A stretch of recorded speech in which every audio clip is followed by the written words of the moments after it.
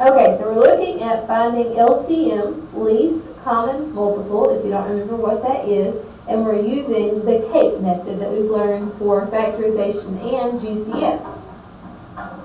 Okay, so this is least common multiple.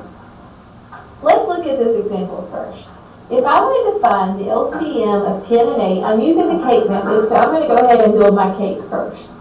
10 and 8. What prime number goes into 10 and 8? I start with 2. 2 goes into 10 5 times.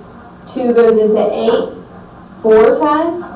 5 and 4, I already know nothing will go into. So that's actually where I stop. So stop right there. To find GCF, we looked on the side, the icing of the cake. To find LCM, we're going to do the icing times the candles, as we call them. So basically, we're multiplying everything on the outside of the cake. So LCM would be 2 times 5 times 4. So in this case, that'd be 10 times 4 is 40. So the least common multiple between 8 and 10 would be 40. Now let's look at that in steps. So finding LCM using the CAPE method. First, step 1, we're going to put the numbers under the cake. Then we find a prime that will divide into both of them. Can't be just a prime that will divide into the first number. It's got to divide into both. We put the quotient to whatever that division is on top. Remember, quotient is just a fancy way of saying the answer when we divide it. So we put it on top. We repeat it by making another layer of the cake until we get numbers that don't have a common factor at all. And 2 numbers that nothing will go into both of them.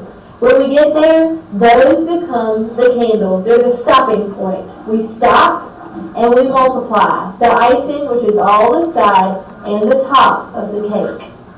Okay, so let's look at another example. First of all, let's look at these two, 3 and 4. If you look at 3 and 4 and you start to build your cake, right away you know that nothing goes into 3 and 4.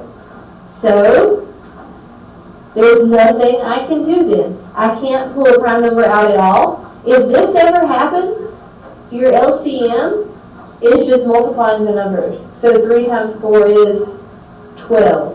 So the smallest multiple of both 3 and 4 is 12.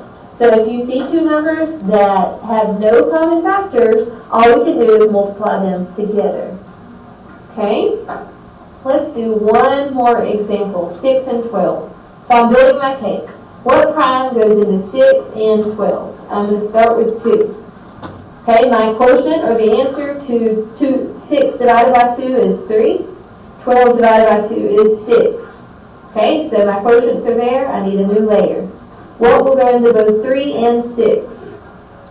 3. 3 will go into 3 one time, and 3 will go into 6 2 times. I get to 1 and 2, and I know nothing is going to go into both 1 and 2. So there's my stopping point. Okay? To find LCM, I multiply everything on the outside, the icing and the candles of my cake. So it's going to be 2 times 3 times 1 times 2. So it's 2 times 3 times 1 times 2, and let's multiply. 2 times 3 is 6, 1 doesn't really matter, times 2. 6 times 2 is 12. So the least common multiple of 6 and 12 is 12. That's the smallest number that 6 and 12 will go into. Now what we want you to do is try these 3 practice problems. So you're going to try them at home and bring them in class tomorrow.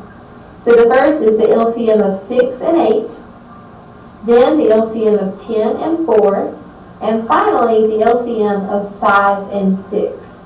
Make sure you have some notes in the examples, and if you have any questions, be ready to ask them right away tomorrow.